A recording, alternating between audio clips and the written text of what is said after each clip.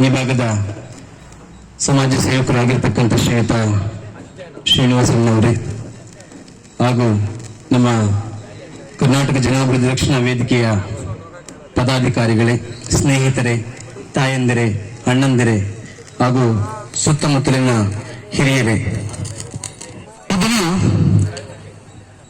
ಕನ್ನಡ ರಾಜ್ಯೋತ್ಸವ ಕಾರ್ಯಕ್ರಮವನ್ನು ಬಹಳ ಅದ್ಧೂರಿಯಾಗಿ ನಾವಿಲ್ಲಿ ಆಚರಣೆ ಮಾಡ್ತಿದ್ದೀವಿ. ಇಲ್ಲಿ ಕನ್ನಡ ರಾಜ್ಯೋತ್ಸವವನ್ನು ನಾವು ಯಾಕೆ ಆಚರಣೆ ಮಾಡಬೇಕು ಅಂತಕ್ಕಂಥದ್ದು ನಮ್ಮ ಸ್ನೇಹಿತರು ಹೇಳ್ತಾ ಬಂದ್ರು, ಕನ್ನಡ ಭಾಷೆಯನ್ನು ನಾವು ಉಳಿಸಬೇಕು ಅಂತ. ಇವತ್ತು ಸಮಾಜ ಏನಾಗ್ತಾ ಇದೆಯಪ್ಪ ಅಂತಂದ್ರೆ, ಕಣ್ಮುಚ್ಚಿ ಕಣ್ಣು ತೆರೆಯುವಷ್ಟರಲ್ಲಿ ಇವತ್ತು ಬೆಳೀತಾ ಹೋಗ್ತಾ ಇರ್ತಕ್ಕಂಥ ನಾವು ಗಮನಿಸಬಹುದು. ಬೆಳೀತಾ ಇದೆಯಪ್ಪ ಅಂತಂದ್ರೆ ಇದೊಂದು ಸ್ಪರ್ಧಾತ್ಮಕ ಒಂದು ಜಗತ್ತಾಗಿದೆ. ಈ ಸ್ಪರ್ಧಾತ್ಮಕ ಜಗತ್ತಿನಲ್ಲಿ ಕೆಲವೊಂದು ಭಾಷೆಗಳಿಗೂ ಸಹ ಪ್ರಾಮುಖ್ಯತೆಯನ್ನು ಕೊಡ್ತಾ ಇರತಕ್ಕಂಥದ್ದು ಸಹ ನಾವು ಗಮನಿಸಬಹುದು. ಅದು ಆಂಗ್ಲ ಭಾಷೆ ಆಗಿರಬಹುದು ಉದಾಹರಣೆಗೆ. ಯಾಕಪ್ಪ ಅಂತಂದ್ರೆ ಈ ಸ್ಪರ್ಧಾತ್ಮಕ ಜಗತ್ತಿನಲ್ಲಿ ಒಂದಷ್ಟು ಸ್ಥಾನವನ್ನ ಪಡ್ಕೋಬೇಕು ಅಂತಂದ್ರೆ ನಮ್ಗೆಲ್ರಿಗೂ ಗೊತ್ತಿರ್ತಕ್ಕಂಥ ಒಂದು ವಿಚಾರ ಇದು. ಆಂಗ್ಲ ಭಾಷೆಗೆ ಹೆಚ್ಚಿನ ಒಂದು ಪ್ರಾಮುಖ್ಯತೆಯನ್ನ ಕೊಡ್ತಾ ಇರ್ತಕ್ಕಂಥ ಗಮನಿಸಬಹುದು. ನಾವು ಆಂಗ್ಲ ಭಾಷೆಗೆ ಪ್ರಾಮುಖ್ಯತೆಯನ್ನ ಕೊಡ್ತಕ್ಕಂತಹದ್ರ ಜೊತೆಗೆ ನಮ್ಮನ್ನ ಹುಟ್ಟಿ ಬೆಳೆಸಿರ್ತಕ್ಕಂತಹ ಒಂದು ತಾಯಿ ಭುವನೇಶ್ವರಿ ದೇವಿಯನ್ನು ನಾವೆಂದಿಗೂ ಸಹ ನಾವು ಮರಿಬಾರದು. ನಮ್ಮನ್ನ ಎತ್ತಿರ್ತಕ್ಕಂಥ ತಾಯಿನ ನಾವು ಮರಿತೀವ? ಮರೆಯಕ್ಕೆ ಸಾಧ್ಯನೇ ಇಲ್ಲ.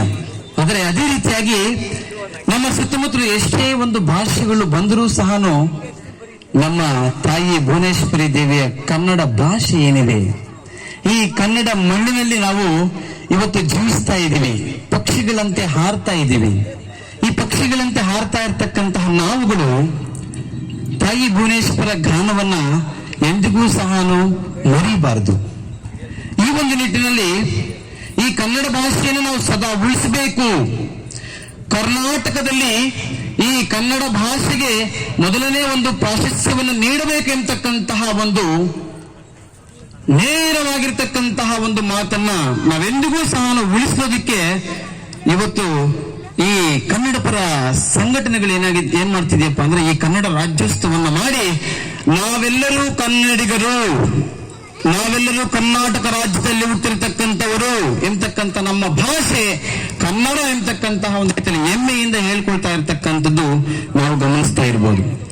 ಇವತ್ತು ಈ ಒಂದು ಕನ್ನಡ ಭಾಷೆಯ ಬಗ್ಗೆ ನಾವುಗಳು ಇಷ್ಟೊಂದು ಜಾಗರೂಕತೆಯನ್ನ ವಹಿಸಲಿಲ್ಲ ಅಂತಂದ್ರೆ ಕನ್ನಡ ಭಾಷೆ ಇಷ್ಟೊತ್ತಿಗೆ ಏನಾದ್ರೂ ನಮ್ಮ ರಾಜ್ಯದಲ್ಲಿ ಮರೆ ಆಗ್ತಾ ಇತ್ತೇನೋ ಹೇಳಕ್ಕೆ ಆಗ್ತಿರ್ಲಿಲ್ಲ.